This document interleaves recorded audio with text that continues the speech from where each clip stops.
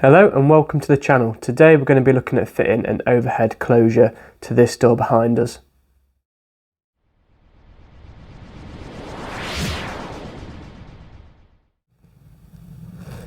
So here's the closure itself. It's a Smith & Lock. I believe it was about £22 from Screwfix.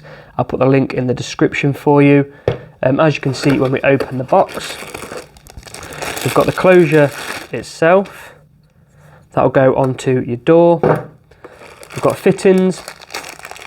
Just want to quickly point out, screws are quite chunky if you tend to use these.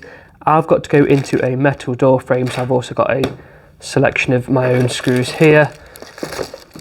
We've got the arm which connects to the door or the frame, sorry, and the closure itself. And then we've got some instructions and another fixing bracket. I will just quickly mention, this is if you're fitting it from the push side, which I'm not going to be doing, so I won't be using that. You have got instructions for that though, but today I'm going to be showing you the pull side. So here's your instructions quickly for push, as it says here. So I won't be using them, I'll be using this one, which is also a template. So if you're going to go with this one, this is the easiest way to do it, is to use the template directly. Saves you having to physically marking all these out yourself. We're going to stick this directly onto the door, which I'll show you, and it's easy. Basically we're going to drill into these 4 holes for the closure, into these 2 holes up here, for the arm. So we'll get that done in a second. Tools I'm going to be using, I've got a couple of drills. You don't need 2, you just need 1. I just don't want to change. Some drill bits. As you can see, I've got a couple of different ones. I've got one in the drill as well, but I've got a wooden drill bit and a metal, because as I just mentioned, my door frame is metal. So I've got both. I've got a flat-headed screwdriver, that's to adjust it once we're finished, to adjust the speeds, which again I'll show you. And I've got some of my own screws, which I mentioned, and some tape to stick the template on, and some scissors to cut the template out. So that's what we'll do now, and we'll get it put on the door. I just quickly wanted to point out, if you are following the template yourself, if you've got the same kit or if you've got one that comes with it, we're not cutting out just this little patch here, wanting this whole square, because basically the arm at the top, that needs to line up with it as well. This is basically your gap between your door and your frame, so it's not a separate box. So like I say, cut the whole thing out. So I'm going to get this stuck on now, and then we will carry on. That's the template stuck on. As you can see, this line that runs through the middle, that, like I say, represents the gap between your door and your frame. So I've got that as much in line as I can, because basically if you drop this down too low, what the diagram's showing here is this little nut, it'll basically catch on the arm and on your door, so it'll stop your door from opening all the way, so you don't want that. And then it also says hinge edge here. If your hinges are on the left hand side of the door, it's not an issue. This is double-sided, you flip it over and then it'll be on the left. So again, just copy that. What we're going to do now then is drill these 4 holes here into the door, and then these 2 up here into the frame. Like I say, my frame's metal, so I'm going to have to use a different bit, so we'll get on with that now.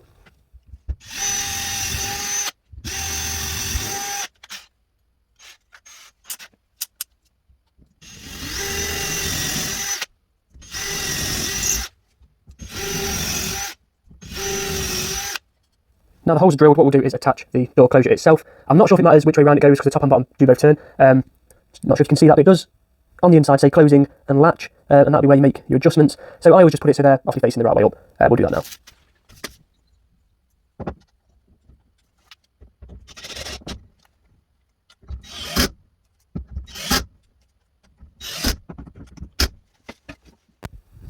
The main closure's on now, as you can see.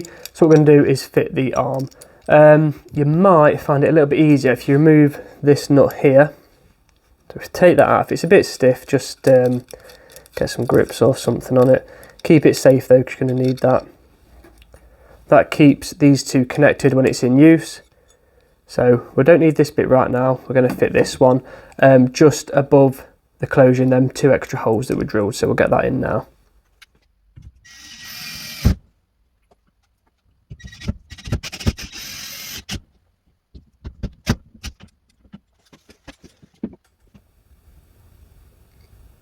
You should now have something that looks like this. So we've got the main closure attached as well as part of the arm. Obviously at the minute that's just swinging freely. So what we need to do now is connect them both together with the other piece. So this part, the hole at the top, that fits on top of there. It needs to go upwards like that because the other end has got the little sticky bit that then needs to go through this hole basically. I am going to struggle a bit with this because it's one-handed, so just bear with me. So we're going to go on here. That's now on.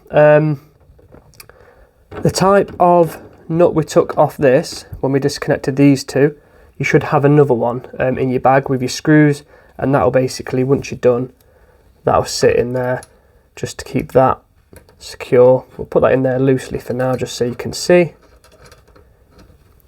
So now what we need to do is bring this arm round so it's pretty much 90 degrees out, so along your door and then coming 90 degrees towards you, which would be about there, and then this one needs to fit on top. As you can see at the minute, we're a little bit short, so what you need to do is just grab this and twist it all the way. As you can see,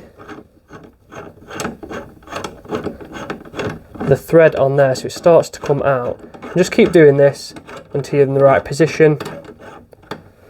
Let's test that then. About there. Nearly, so a little bit more. Doesn't matter if you do have to come slightly past the 90 degree to get it on. One-handed, I think I'm going to struggle, but we're about there. There we go. So that's now attached to the door frame and attached to the door. So let's just give it a quick test before we tighten that up, just to see if it works.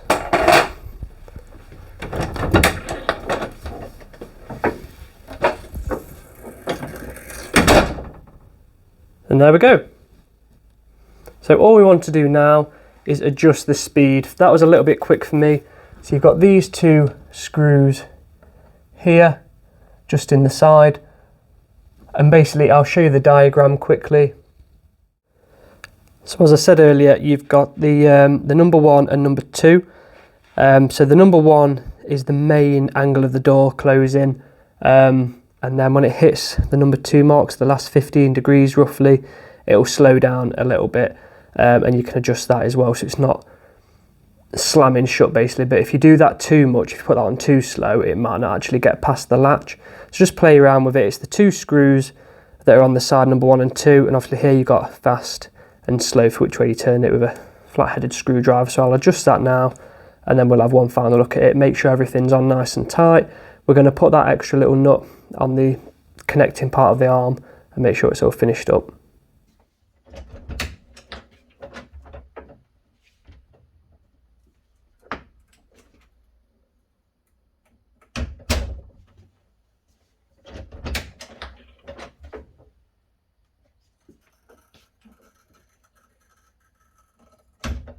From the 2 test runs you just saw, it's working fine now.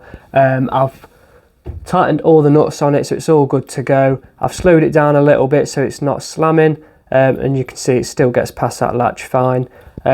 Finishing touch is just putting this little cap on, and that just pops on the bottom there. You don't need it, it just looks a bit better. But that's it guys. So any questions about this or anything you want to see in future, just pop it in the comments and I'll get back to you. Thank you for watching, hope this has helped, and I'll see you next time.